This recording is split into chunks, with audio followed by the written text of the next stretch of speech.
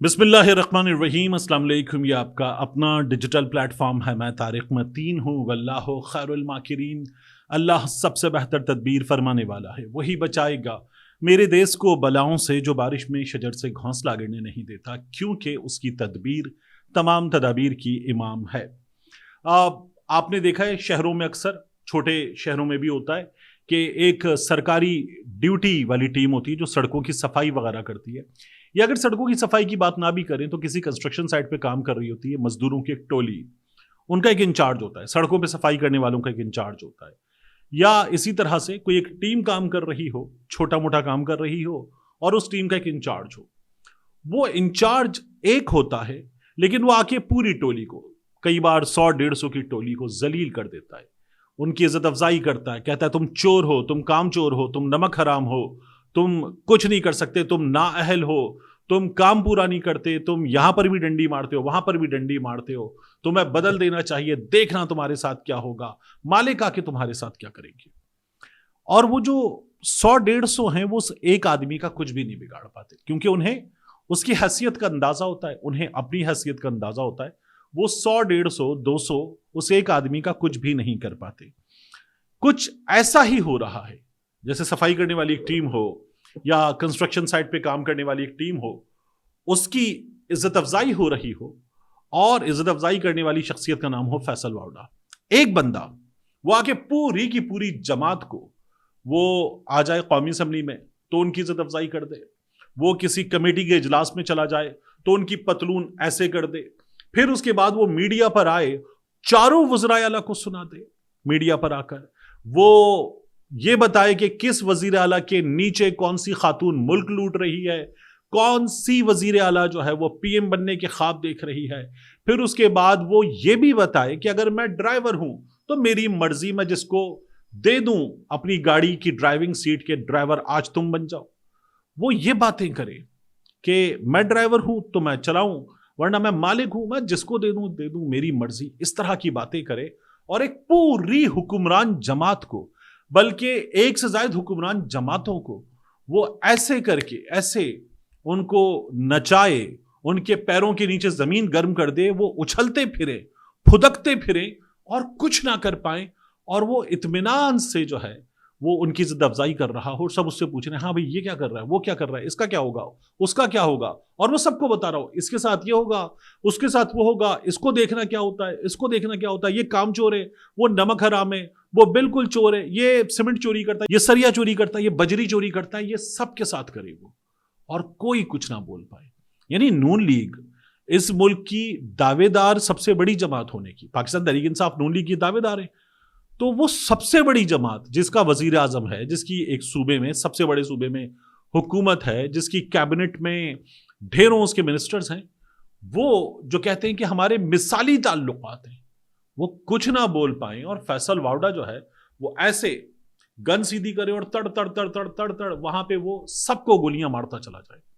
ये कमाल हो रहा है, और ये कमाल हुए चला जा रहा है, और नून लीग कुछ नहीं बोल रही। यानी नून लीग की इज्जत अफजाई हो रही है, हुए चली जा रही है, उनके वजीर आजम की, उनकी वजीर आला की, सबकी। आज फिर फैसल वावड़ा ने 18 बिलियन मीडिया को दे दिए, जहाज खरीद लिया, अपनी तस्वीरें लगा दी। ये कर रहा है फैसल वावड़ा अगर इन सबके साथ, तो कोई भी कुछ नहीं बोल पा रहा, क्योंकि इनकी हैसियत वही है। ये टीम है जिनको छोटे मोटे काम दे दिए गए, तुम ये काम करो, और फैसल वावड़ा जो है इनके सामने वो फोरमैन वाली,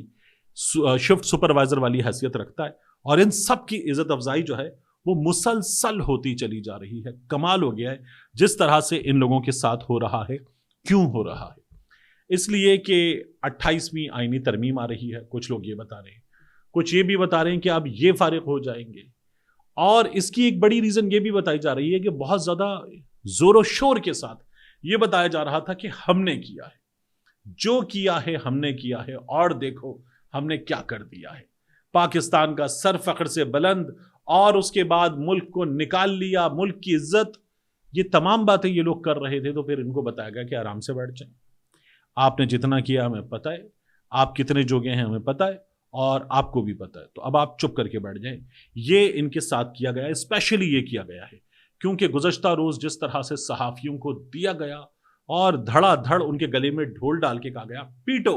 اور صحافیوں نے پیٹا وہ ڈھول، جب اپنا قافلہ عزم و یقین سے نکلے گا والا ڈھول، شہباز شریف کی تقریر والا ڈھول، تو پھر فیصل واوڈا نے آ کے وہ ڈھول پھاڑ دیا اور کہا یہ کوئی ڈھول نہیں ہے، یہ کوئی کام نہیں ہے، جس سے جی چاہے کام لے لیں، اس میں کون سی بات ہے۔ یہ فیصل واوڈا نے ان کے ساتھ کیا ہے،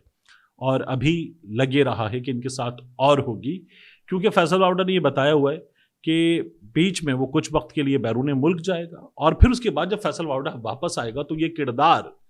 پھر مزید کرے گا ان کے ساتھ، یہ وہ پہلے ہی بتا چکا ہے۔ تو دلچسپ ہے، بہت دلچسپ ہے جو ان کے ساتھ ہو رہی ہے۔ ایک اہم سیکیورٹی شخصیت کی آج صحافیوں کے ساتھ ایک بیٹھک تھی، جسے سیکیورٹی ذرائع کی خبر کے طور پر بتایا جا رہا ہے۔ وہاں اس بیٹھک میں صحافی موجود تھے، اور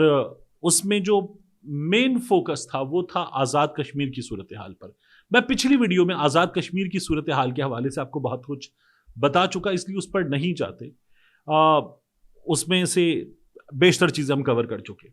مگر مزید پالیٹکس پر بات ہوئی، پالیٹکس کے علاوہ جو بین الاقوامی صورتحال ہے اس پر بات ہوئی، پاکستان نے جو کردار ادا کیا ہے، پاکستان کی سیاسی قیادت نے، عسکری قیادت نے جو کردار ادا کیا ہے اس کردار پر بات ہوئی، اور ساتھ میں موجودہ جو ملکی صورتحال ہے اس صورتحال پر بات ہوئی، سیاسی صورتحال۔ لیکن سیاسی صورتحال پر سیکیورٹی شخصیت نے کوشش کی کہ بات ہی نہ ہو، سیکیورٹی شخصیت نے سیاسی سوالات کو اوائڈ کیا۔ عمران خان صاحب کے حوالے سے 2 سے 3 بار سوال ہوا تو انہوں نے یہ کہا کہ بھائی ہمیں انٹرسٹ ہی نہیں ہے کہ کوئی ملے کوئی نہ ملے، یعنی یہ بات ہو رہی تھی کہ کوئی سابق فوجی شخصیت عمران خان صاحب سے مل کر آئی ہے۔ ایک نام لیا گیا اشفاق پرویز قیانی صاحب کا، ایک نام لیا گیا عاصم سلیم باجوہ صاحب کا۔ انہوں نے کہا بھائی ہمیں انٹرسٹ ہی نہیں ہے کون مل رہا ہے، کیا ہو رہا ہے، ہمیں نہیں بات کرنی۔ تو انہوں نے اس بارے میں، اور سیاسی سوالات، اس بارے میں بات نہیں کی۔ پھر جب بات ہوئی، ہمارے ایک صحافی دوست ہیں اور ملک کے 2 بڑے چینلز میں سے ایک چینل پر وہ پروگرام کرتے ہیں، شام 7 بجے کے پروگرام میں بیٹھتے ہیں۔ انہوں نے کہا کہ سر آپ سیاسی معاملات سے لا تعلق ہیں، آپ سیاسی سوال نہیں لے رہے، ٹھیک ہے، لیکن کیا آپ 9 مئی سے بھی لا تعلق ہو چکے، 9 مئی کو بھی آپ بھول چکے، ختم؟ تو انہوں نے کہا نہیں یہ کیسے ہو سکتا ہے۔ تو پھر اس کے بعد کہا گیا کہ نہیں سر، 9 مئی سے متعلق دیکھیے نا، عمر ایوب صاحب، شبلی فراز صاحب، وہ اس صوبے میں جہاں ان کی حکومت ہے وہ وہاں موجود ہیں، آزادانہ گھوم رہے ہیں، تو ان کو گرفتار کیوں نہیں کرتے؟ آپ ان کو گرفتار کریں، جب عدالتوں کا فیصلہ موجود ہے تو ان کو گرفتار کریں۔ جب ان پہ 2 سے 3 بار سوال ہوا تو سیکیورٹی شخصیت نے اوائڈ کیا، پھر انہوں نے کہا بھائی آپ چاہتے کیا ہیں، کیا کریں ہم، یہ انہوں نے ان صحافی سے پوچھ لیا۔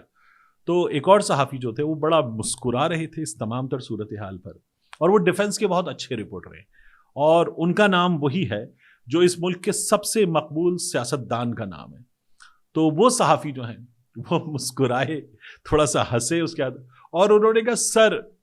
یہ چاہتے ہیں کہ آپ ایک یونٹ بھیجیں اور عمر ایوب کو اور شبلی فراز کو اس یونٹ کے ذریعے گرفتار کروا لیں۔ تو انہوں نے کہا یار وہ ایبسکانڈر ہیں، ان کا ایبسکانڈر ہونا ان کے لیے کم سزا ہے، یعنی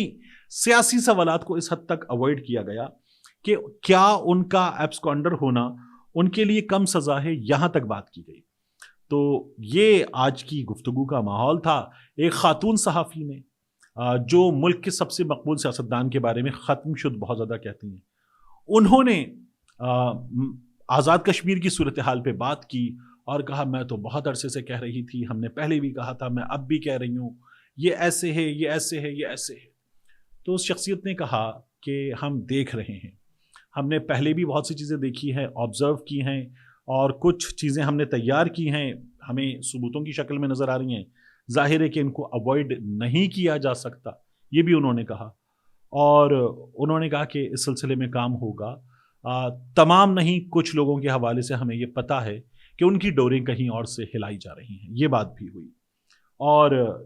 پھر اس کے بعد جو ہے ایک صحافی نے بھی اس سلسلے میں کچھ بات کی۔ یہاں پر ایک چیز جو رپورٹ نہیں ہو رہی وہ یہ کہ آزاد کشمیر کی صورتحال کی اس موقع پر کچھ ویڈیوز، کچھ تصاویر وغیرہ جو ہیں وہ بھی بتایا جا رہا ہے کہ وہاں صحافیوں کے سامنے ان کا تذکرہ ہوا یا دکھائی گئی، یا یہ بتایا گیا کہ ایسے ایویڈنس موجود ہیں۔ اب چونکہ میں موجود نہیں تھا، میں 2 بار ایسی نشستوں میں بلایا گیا ہوں ریسنٹلی، لیکن میں کراچی میں تو میں جا نہیں سکا، تو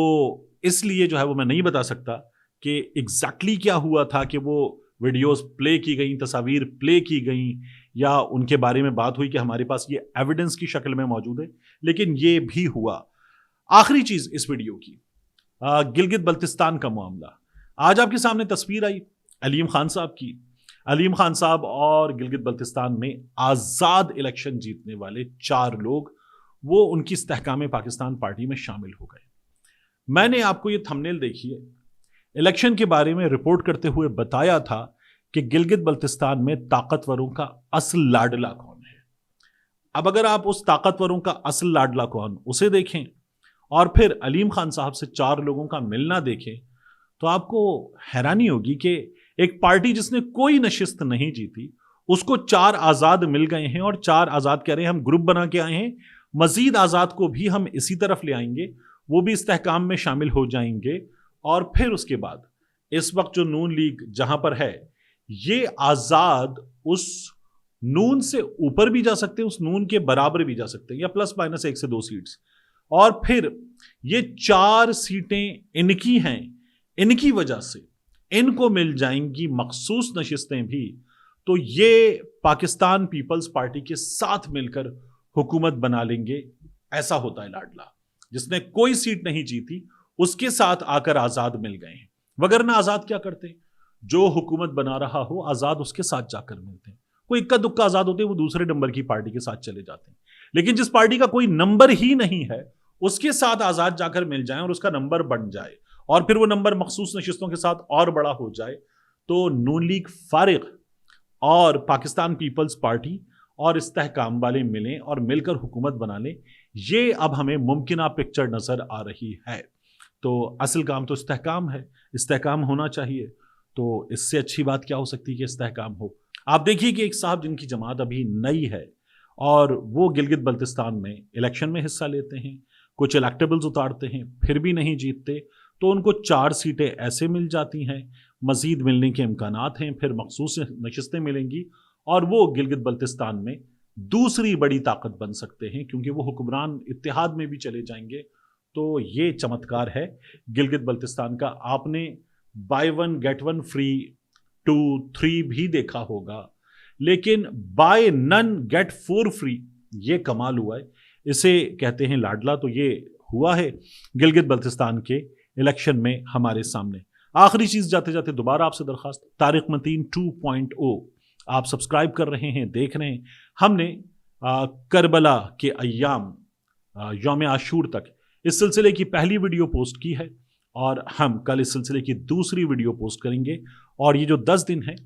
ان 10 دنوں میں نواسہ رسول امام علی مقام حسین علیہ السلام کی عظیم قربانی کے حوالے سے ہم مسلسل بات کریں گے۔ ملتے ہیں انشاءاللہ آپ سے اگلی ویڈیو میں۔